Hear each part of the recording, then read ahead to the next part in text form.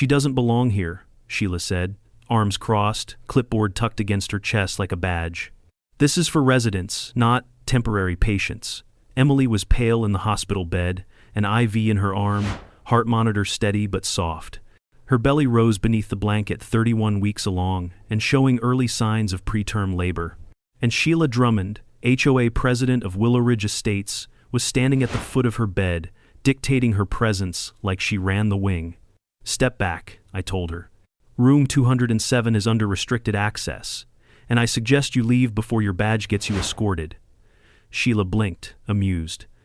I'm a certified patient liaison. Your wife's absence violates the moment you touched her, I said quietly. You crossed into felony territory, and the cameras already have the timestamp. If you've ever felt that surge of power when standing up to bullies, hit subscribe now. This showdown is about to become a masterclass in fighting back. My name is Marcus Levin. I don't bluff. 10 years in military field trauma, now risk compliance for the county's largest hospital network. And that clipboard Sheila loved to wave around? It was signed under the volunteer program I oversee, meaning her authority began and ended with me. But this story doesn't begin with cameras or credentials. It begins with a garden bench. The bench sits under the sycamore tree near the Willow Ridge Community Garden. It's not fancy, just cedar, hand-sanded, sealed with care. The brass plaque reads, "For Ava. We only had minutes. My daughter was born at 23 weeks. We lost her before we heard her cry." That bench is the only place I ever spoke to her. Years later, Emily and I returned to Willow Ridge to start again. A quiet house, good schools, and just enough space to try for another child. When she got pregnant last winter, we cried in that garden. When the first complications hit, we walked there to calm our nerves. It wasn't just a bench, it was a vow. But Sheila, she never saw it that way. She saw an unauthorized fixture. It started small. She left warning notes about sidewalk cracks and mailbox colors. We fixed them. Then came notices about Emily's car being parked diagonally in our driveway, followed by a letter stating, "Extended medical absences without notification, violated residency continuity." That's when I realized this wasn't about community standards, it was about control. Emily went into early labor after one of Sheila's letters accused us of abandoning the property. The stress sent her blood pressure soaring. We rushed to the ER, where doctors stabilized her. But Sheila followed. She showed up 2 hours later with her clipboard, flashing a fake sense of entitlement and pushing past the nurses. She touched my wife's arm, tried to pull the blanket back, said the HOA needed to verify her identity for liability records. And now I was standing between her and the door, watching her flinch as 2 security officers approached behind me.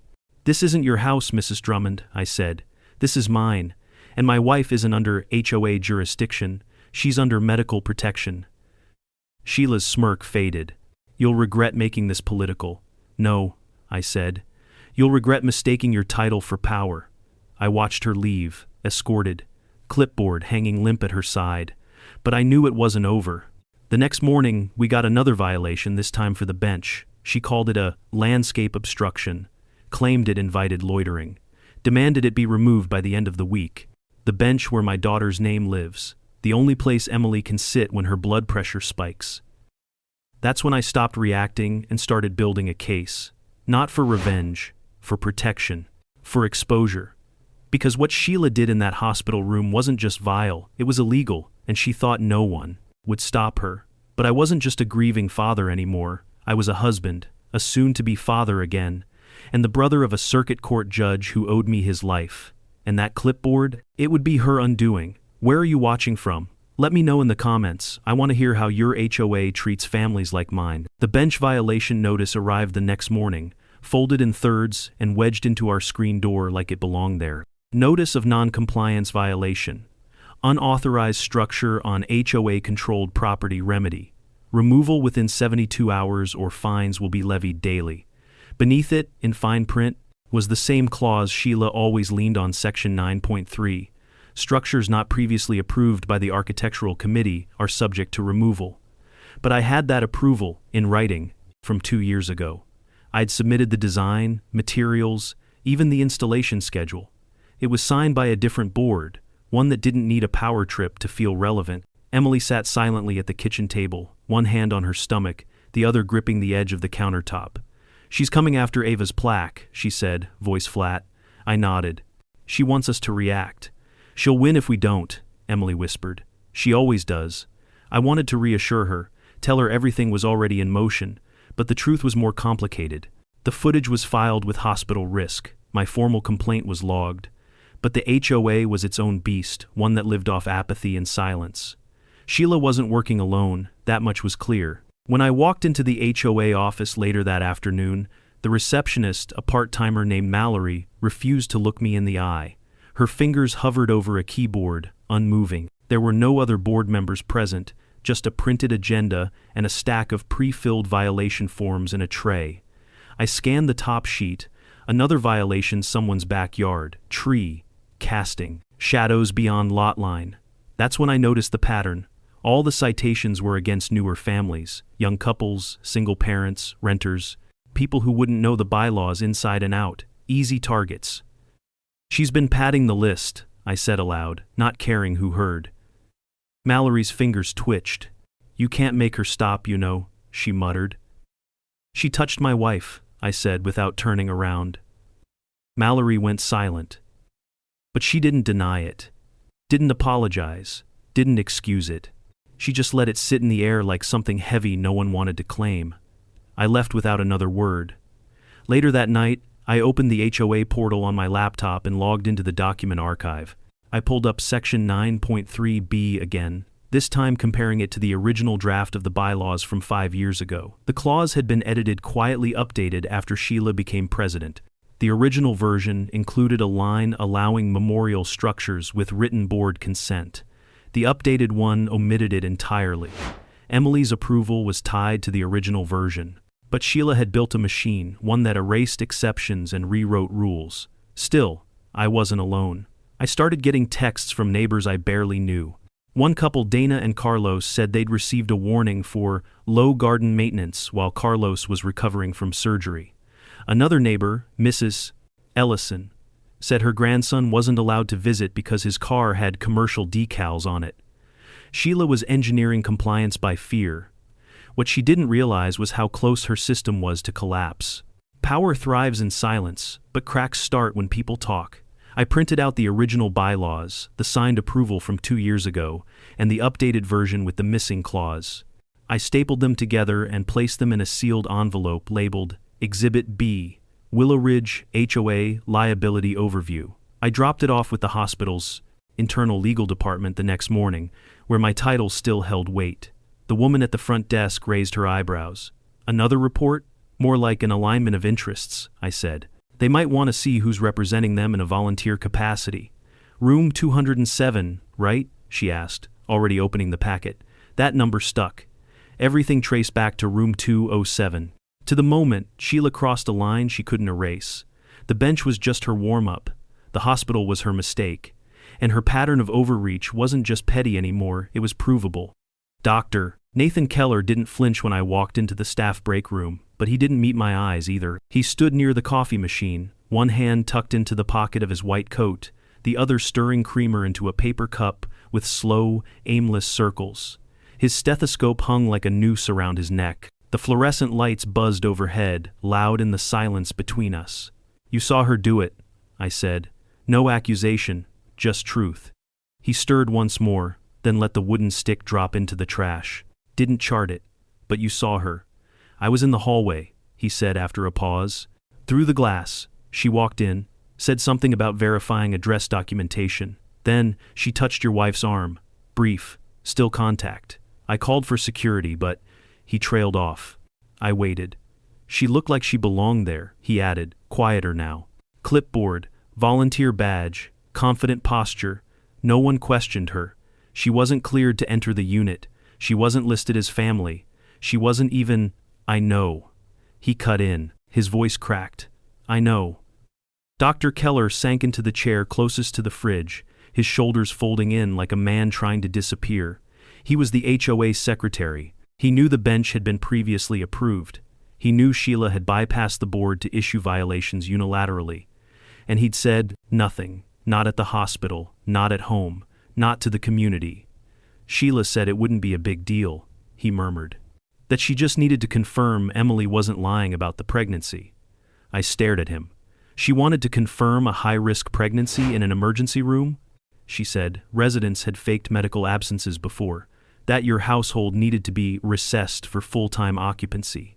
His face was pale now. She said, I'd lose my seat on the board if I didn't support the initiative. I leaned against the countertop, arms crossed, letting the weight of his silence settle. You're a physician, I said. And you let her touch my wife. His jaw clenched, his hands trembled in his lap. I froze. We sat in the quiet for a long minute. She's doing this to others, you know, I added. Not just us, she's targeting renters, young couples, anyone who doesn't fit the board's image. He nodded slowly. She told me to reclassify a garage remodel as a zoning infraction, said the family was cluttering the neighborhood aesthetic. The father's a disabled vet. You've seen it up close, I said. You've had the power to stop it. I didn't think it would escalate. He sounded small now. I thought if I stayed on the board I could limit her, but I kept compromising. And then I just stopped resisting. I stepped closer, voice level. I don't need you to confess to me. I need a statement. To the hospital, to the legal board. You were there, you saw it. If this goes to arbitration, they'll need more than security footage. They'll need a witness with credibility. He blinked up at me. And if I don't, then Sheila keeps hiding behind your silence. The clock above the sink ticked in slow, steady rhythm. Finally, Dr. Keller stood. He reached into his coat and pulled out a folded paper. I thought it might be a medical chart, but when he handed it to me, I saw a single sentence typed in black ink. I, Dr. Nathan Keller, witnessed unauthorized physical contact made by Sheila Drummond on a patient in room 207 on the afternoon of May 9th. He'd already signed and dated it. You wrote this? Last night, he said. Didn't know if I had the spine to give it to you. I nodded once. Thank you. Sheila's going to come after me now, he said quietly. She'll find a way. She already has, I replied. But this time, she picked the wrong battlefield. He didn't smile, but he didn't look away, either. I left the break room with the statement in my pocket.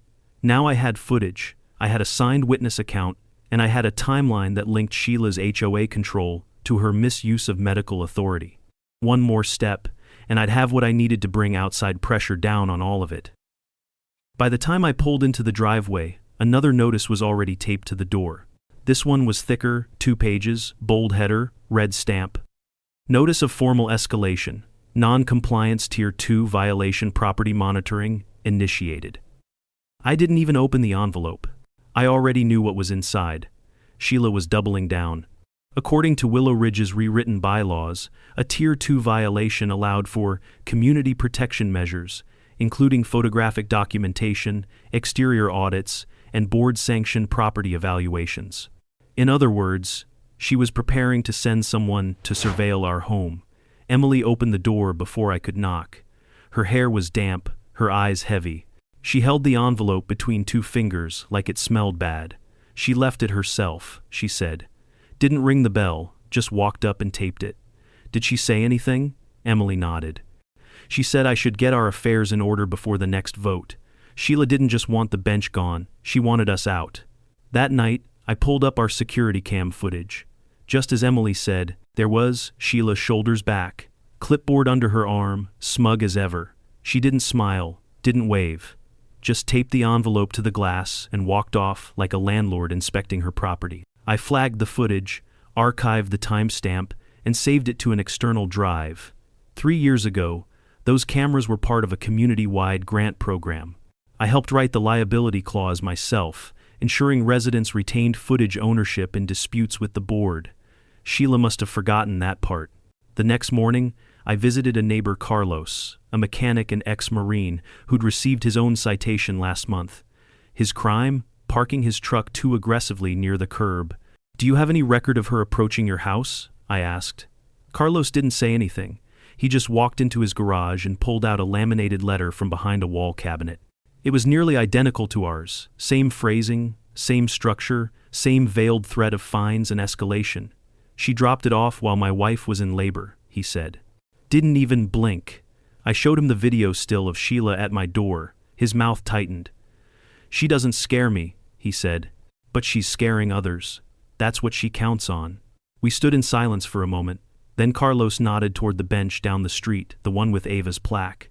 "She tried to go after that?" he asked. "She's trying to erase it." Carlos muttered something under his breath and walked back inside. A moment later, he returned with a manila folder full of photos, front yards, warning letters, citation forms. He'd been documenting every pattern, every step, every violation. "She always waits until the husband isn't home," he said. "Targets the wife, the kids, the sick, the quiet. That's not enforcement, that's predation." I scanned the folder. Photos of the same red stamp, repetition of terms like non-compliant aesthetic, occupancy, breach, unauthorized exterior alteration. It was a template. She wasn't issuing these from scratch, she was mass-producing threats. And now I had the proof. "She's trying to provoke someone into violating the rules so she can escalate again," I said. Carlos nodded. "She wants control, not compliance." I drove home with the folder on the passenger seat, mind racing. The footage from the hospital, the timestamp from room 207, Dr. Keller's statement, the recorded delivery at our front door, Carlos's pattern records. Sheila's behavior wasn't just unneighborly, it was calculated. And with every violation, every threat, every clipboard drop, she was building a wall between herself and plausible deniability. When I got home, Emily was sitting on the bench under the sycamore, hand resting on her stomach. Her eyes were closed, face tilted toward the sky. The brass plaque beneath her glinted in the light. I sat beside her. Neither of us said a word. The air smelled like damp earth and cedar. Somewhere in that stillness, I realized what had to come next. Sheila wasn't just going to be stopped. She was going to be seen. Hospital security doesn't move fast unless you know where the right pressure points are. The moment I handed Dr. Keller's signed witness statement to internal risk, the tone shifted. Not immediately, but enough to feel it. No more polite deferrals. No more, "We'll review it soon." Now it was, "We'll escalate this to compliance oversight immediately. Would you be available for a follow-up interview this week?" They knew what I knew. What Sheila did in room 207 was a violation of patient boundaries, hospital policy, and state-level health privacy laws. And she did it under the false pretense of volunteer liaison authority. She had used a medical badge one granted for flower delivery and waiting room comfort checks to barge into a secured recovery unit and touch a pregnant patient, without consent. And now I had the footage to match. I had to file a formal chain of custody request to access the original time-stamped security recording, but the director approved it personally. Not because of who I was, though my position in risk compliance didn't hurt, but because Sheila had gone too far. Her badge, her clipboard, her proximity to patients, all of it had become a legal threat. I watched the footage alone in the compliance office's secured review room. Small screen, single camera angle, no audio. But I didn't need sound. It was all there. Sheila walking through the corridor, bypassing the volunteer check-in desk, badge swinging. Room 207's door was propped, slightly open. Emily visible through the gap, reclined in bed, eyes closed. Sheila entered, no knock, no hesitation. She stepped up to the bed, glanced around, and reached toward Emily's wrist. At timestamp 14 hours 43 minutes and 8 seconds, her hand made contact. At 14 hours 43 minutes and 11 seconds, Emily flinched back and sat upright. At 14 hours 43 minutes and 17 seconds, I stepped into frame. I watched my own body stiffen, shoulders wide, one hand already raised. Sheila turned, mid-sentence. She took a single step back. At 14 hours 43 minutes and 28 seconds, security entered. Less than 20 seconds of footage. But it said everything. I requested a digital copy with a secured verification hash and chain of custody stamp. I didn't ask what the hospital would do next. I didn't need to. They'd already begun their review, and Sheila's badge would be disabled within 48 hours. When I returned to the parking garage, the sunlight hit the windshield like a mirror flash. My phone buzzed in the cup holder. A text from an unknown number. "She's preparing a petition, trying to get your family declared non-compliant before the next board session. Thought you should know." I didn't need to guess who M was. Mallory, the front desk assistant at the HOA office, the one who wouldn't meet my eyes. She was cracking, just like Dr. Keller had. Sheila's world was built on false confidence. But the closer it got to real authority, the more fragile it became. That night, I pulled the file from the external drive, 2 minutes, 41 seconds of unambiguous visual evidence, and copied it to 3 separate USBs.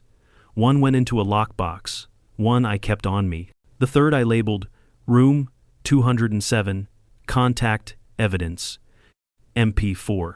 For Brennan, I'd waited to involve my brother, not because I didn't trust him, but because once he stepped in, the tone of this conflict would shift from neighborly discomfort to legal escalation.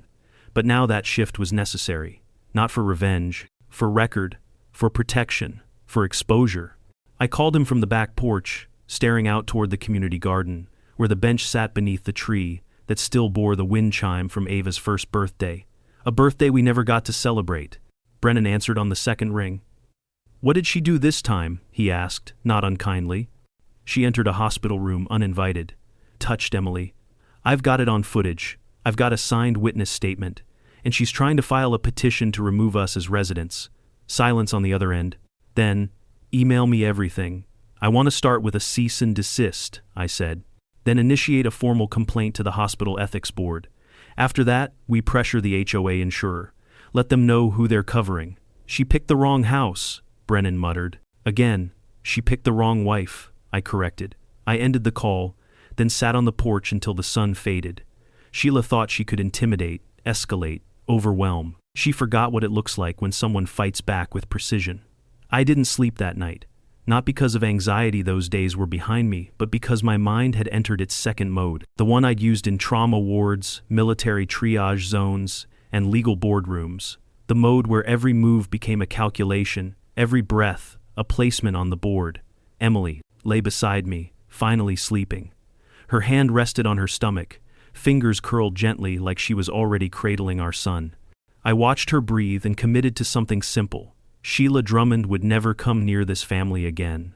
By morning, the hospital had confirmed it. Sheila's badge access had been revoked, permanently. They issued a public internal memo classifying her behavior as a breach of volunteer protocol and a significant compromise to patient safety. But I wasn't finished. Her reach went beyond the ER. She still held power over the board, over the paper trail, over the one thing that tied her authority together: control through optics.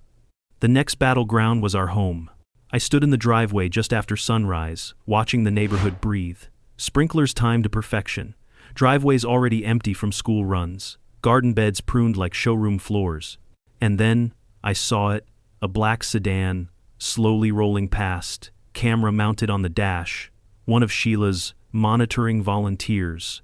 I waved. The driver didn't wave back. I walked straight inside and opened my evidence folder. There, in Carlos's photos, were 5 other sightings of the same sedan. Different addresses, same pattern, always on violation watch days, always near targeted homes. Emily emerged from the bedroom, wrapped in her robe. Her face was calm, but I could see the pulse in her neck, tight, fast. "She's going to try to weaponize the vote," I said. "She wants to make us a case study," Emily replied. "Force us out and use us as an example. She doesn't understand how close she is to collapse." I pulled out my laptop and opened the file labeled Sheila, Overreach, Timeline, XLSX. Each entry included time, source, and verification status. This wasn't just a neighborhood dispute anymore. It was the foundation of a liability claim, and I was building it to be audit-proof. But I needed one more thing: community impact. Sheila's greatest strength wasn't her rules, it was the silence of the people under them. I had to crack that wall. So I knocked on Mrs. Ellison's door. She'd lived in Willow Ridge for 22 years. Retired school teacher. Quiet, sharp, and observant. She opened the door with a slight squint. "Marcus," she said, "you all holding up?" "We are.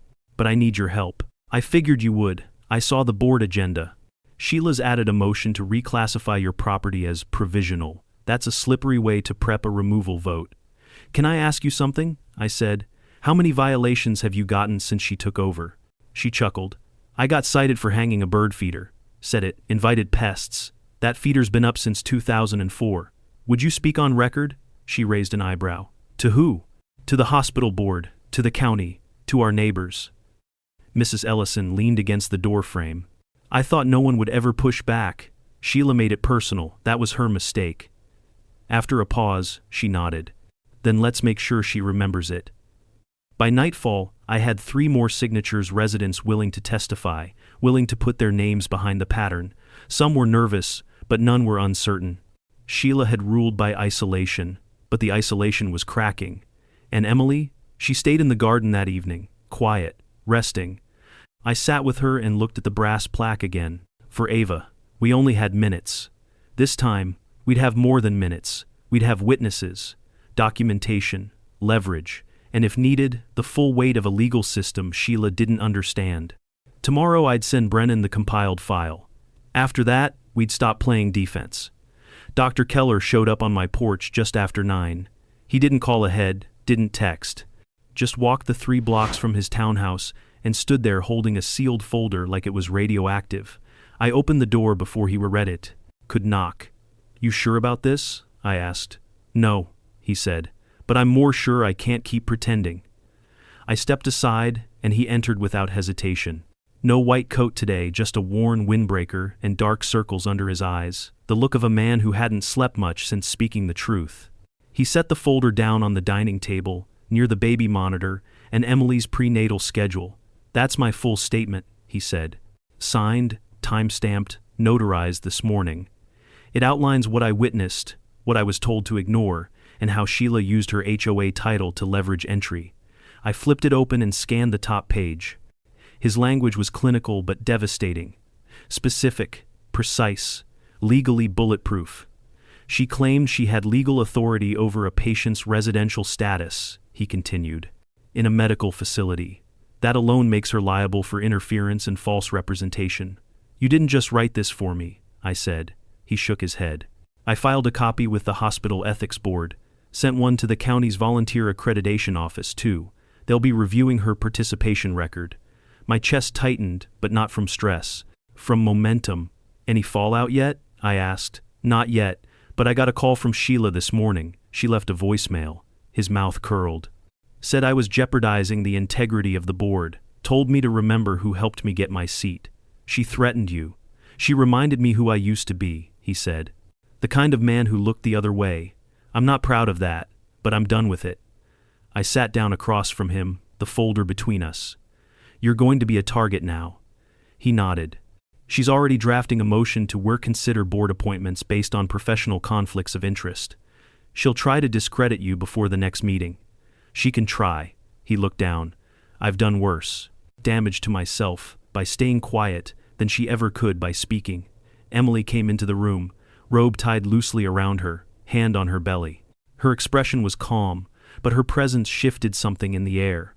Nathan stood when he saw her. I'm sorry, he said, for everything, especially that day in the ER. Emily didn't speak right away. She walked over, placed a hand on his arm, and nodded once. It was enough. When he left, I stood at the door, watching him walk back across the street. He didn't look back. I went inside, picked up the folder, and added it to the growing stack. The timeline was no longer a timeline, it was a case file, one that connected a wrongful entry, a revoked badge, a pattern of citations, and now a corroborated witness statement, and it was ready for submission. Later that evening, I called Brennan again. This time, I didn't ask for a favor. I gave him the green light. Hospital's on board, I said. I've got a notarized witness statement, video footage, community reports, and documented bylaws violations. Then we start with formal notice, he said. Injunction for harassment. Petition for temporary protection of property, and I'll personally deliver a letter to the HOA's insurance provider outlining the scope of liability if they don't intervene. And if she ignores it, she won't. Her power's theatrical. Legal pressure turns theatrics into panic. After I hung up, I stepped outside. The sky was pale with stars, the kind that don't show unless you're paying attention. Across the street, porch lights were on in homes that used to stay dark. Quiet support was turning into visible alignment. Carlos waved from his driveway. Behind him, his wife pushed a stroller gently down the sidewalk. Mrs. Ellison sat on her porch, reading, but her eyes flicked up when she saw me. And inside, Emily sat near the bench under the sycamore tree. Her head was tilted back, her hand rising and falling with each breath. The board meeting was 5 days away. By then, Sheila wouldn't just be dealing with homeowners. She'd be answering to higher authority. The letterhead alone made Sheila freeze. I wasn't there when Brennan hand-delivered it, but I saw the security footage from the HOA clubhouse later. Her expression shifted the moment she opened the envelope, jaw tightening, mouth twitching, fingers curling around the paper like she could crush the signature off the bottom.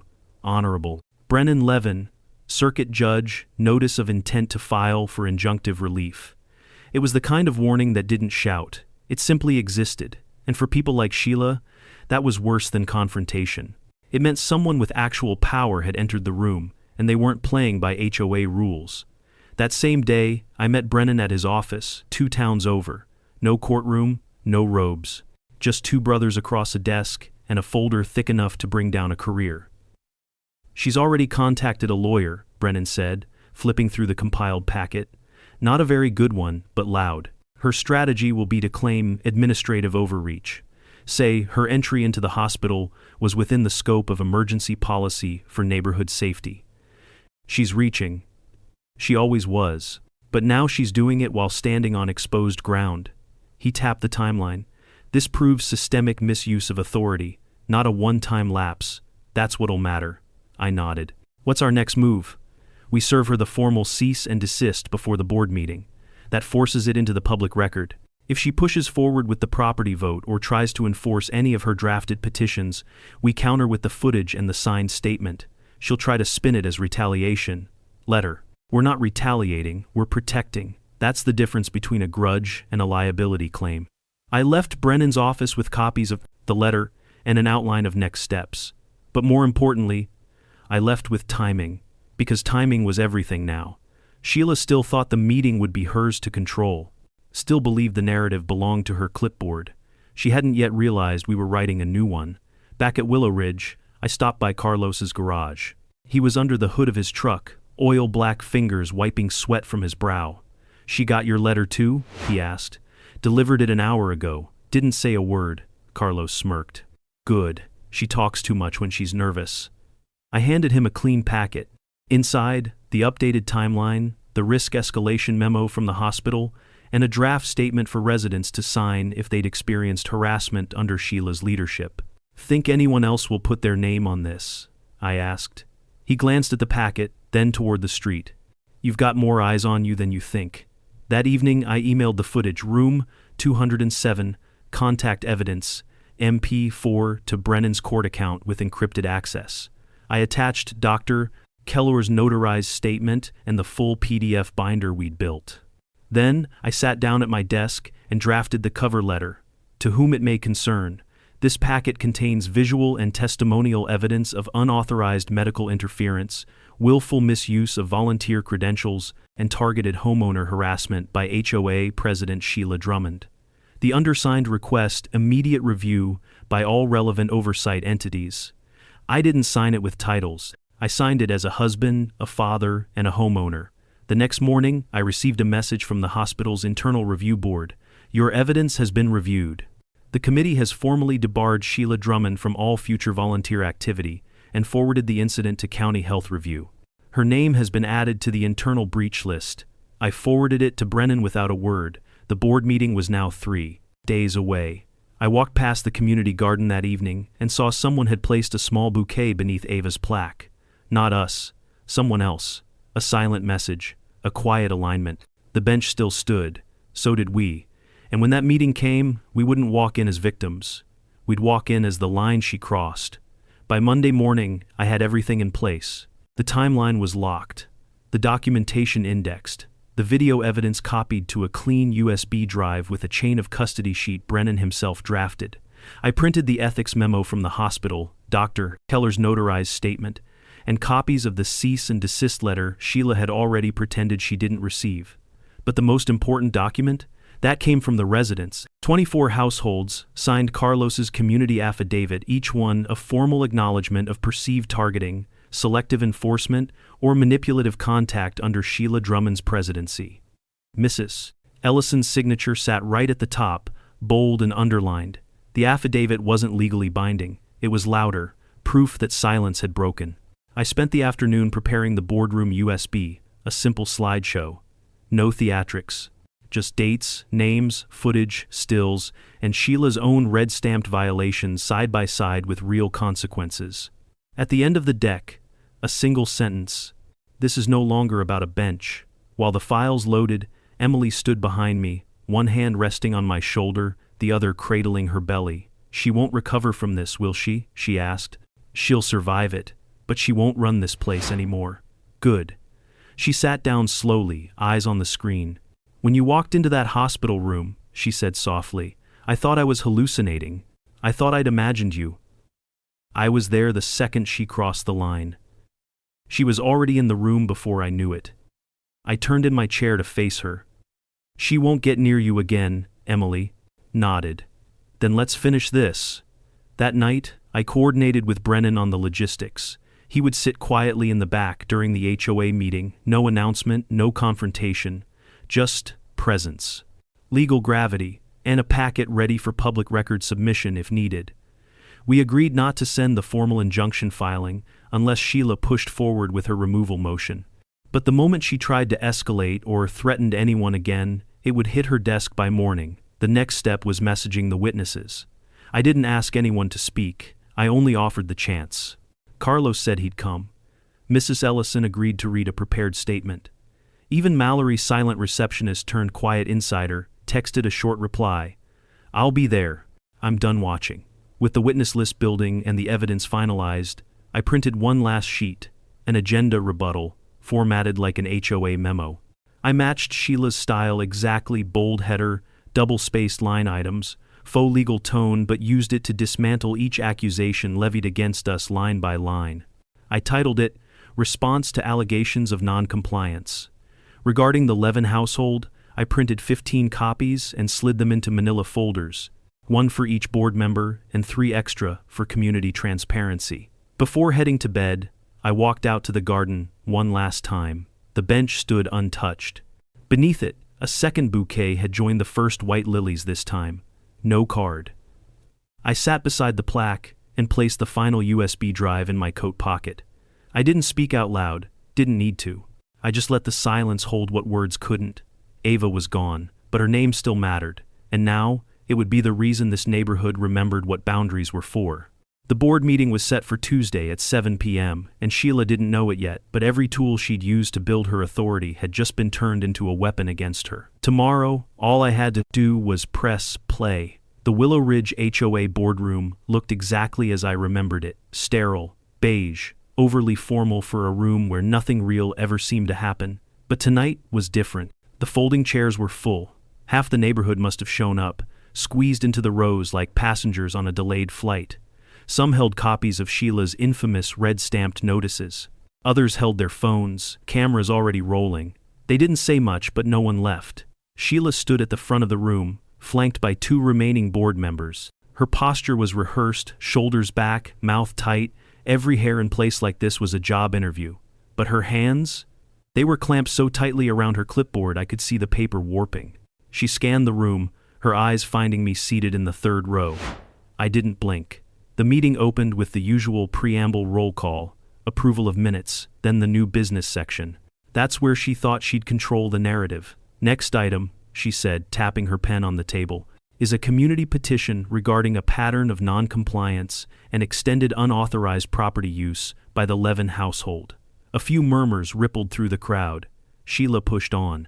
This includes unreported absences from the residents, misrepresented structural modifications to common areas, and repeated failure to adhere to occupancy transparency guidelines.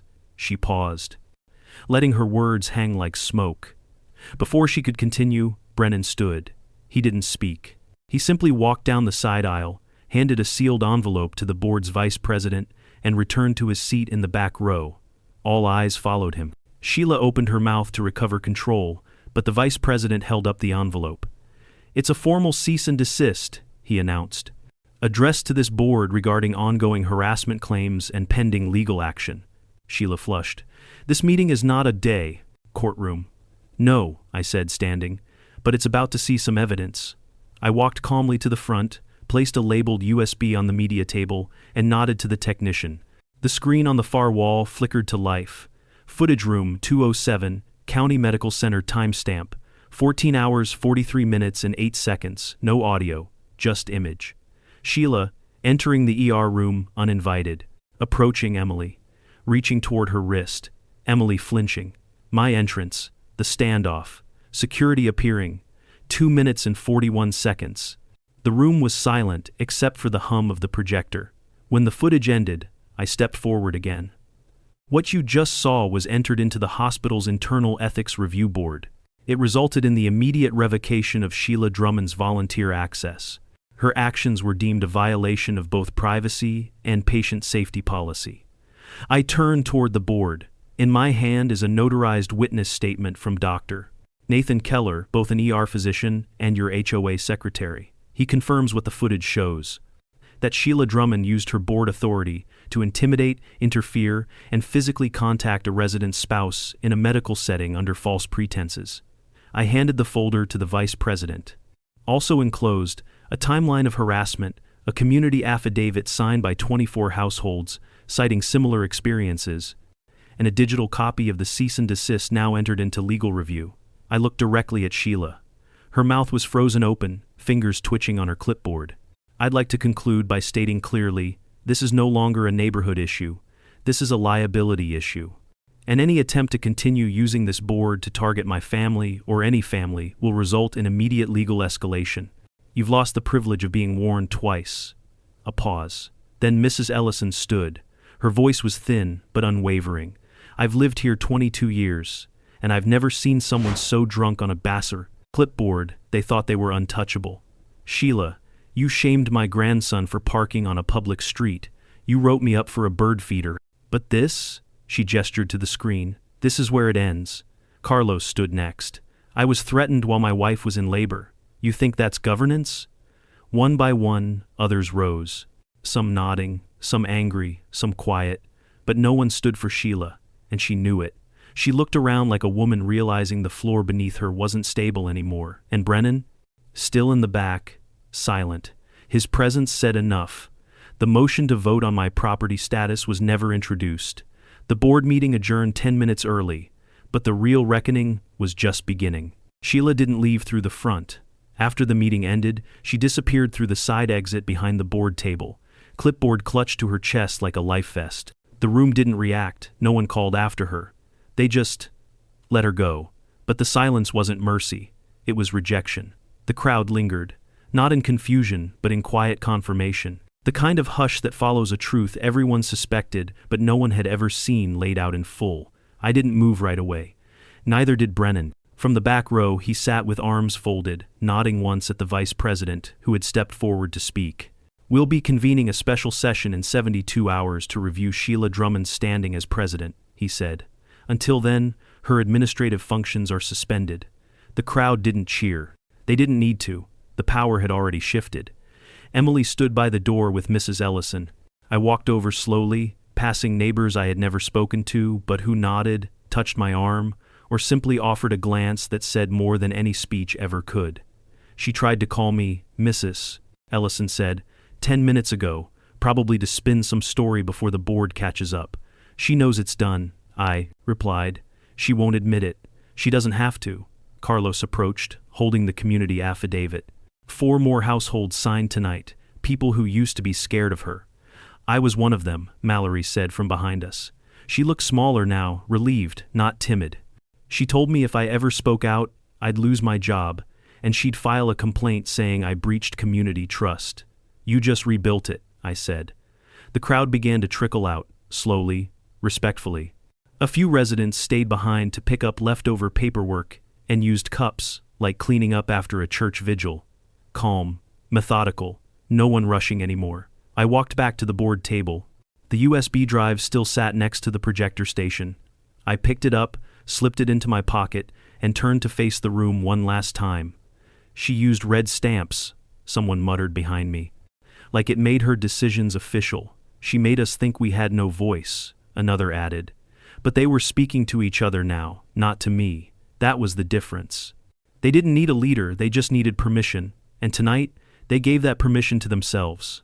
Outside, the air was sharp and clear, the kind of night that forces you to breathe slower. Brennan joined me at the sidewalk, hands in his coat pockets. She won't fight it, he said. Too many formal complaints, too much exposure. Best case, she steps down quietly and tries to rebrand somewhere else. And if she doesn't, she'll lose harder. We stood there in the glow of porch lights and second-hand justice. You did good, Brennan said. It wasn't just me. He nodded. But it started with you. I walked Emily back to the house, her arm looped through mine. The garden bench was still there, lit faintly by the low lamp we'd installed years ago. She paused. She tried to erase her. I know. She failed. We sat together for a few minutes, quiet.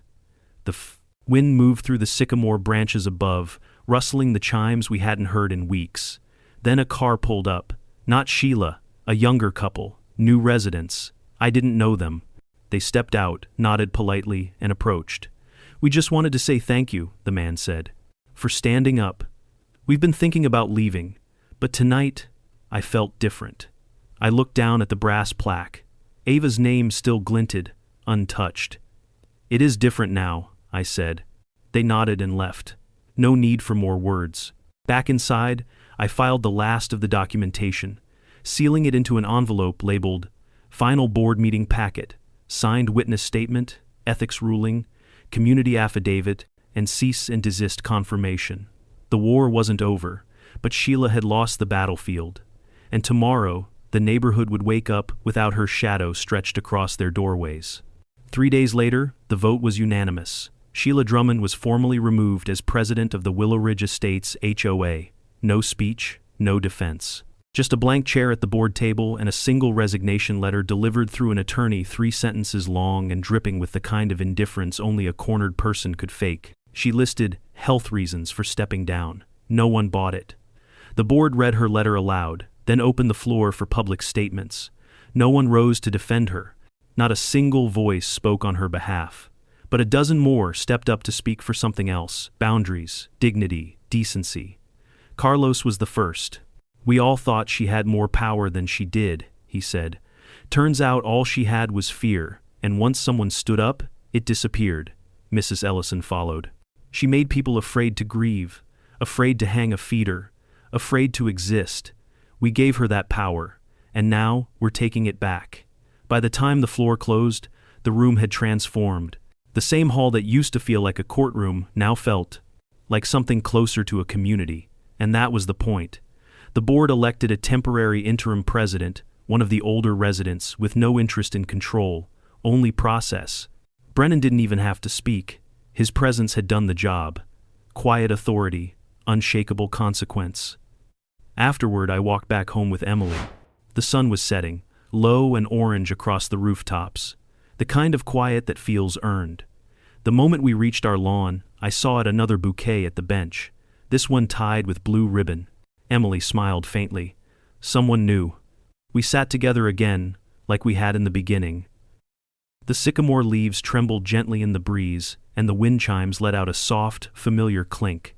Sheila never touched the bench again. No one would. And as for the unauthorized structure violation, it was officially struck from the record. The new board voted to honor the bench's original approval and added a new rule.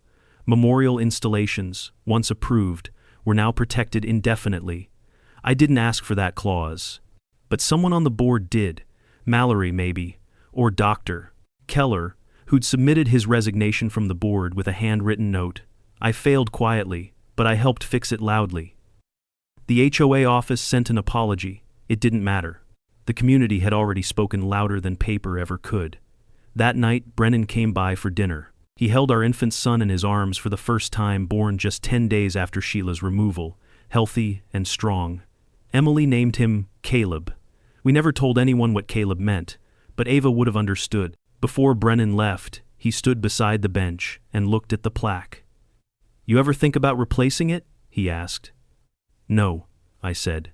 "It's not about the words, it's about what stood through everything, like her memory." "Exactly."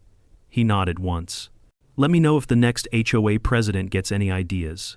I doubt they'll forget this one." The bench stayed. So did we. And Sheila? Last we heard, she'd moved into a gated condo complex on the edge of town. No board position, no clipboard. Just another name in a mailbox, with no authority left to cling to. Sometimes, consequences aren't loud. Sometimes, they just last. And every time I pass that bench, I remember what it took to make silence loud enough to win. If you want more stories of homeowners standing up to HOA tyranny, hit subscribe right now, share your story in the comments, and let me know where you're watching from. Because this wasn't just my neighborhood, it's yours too.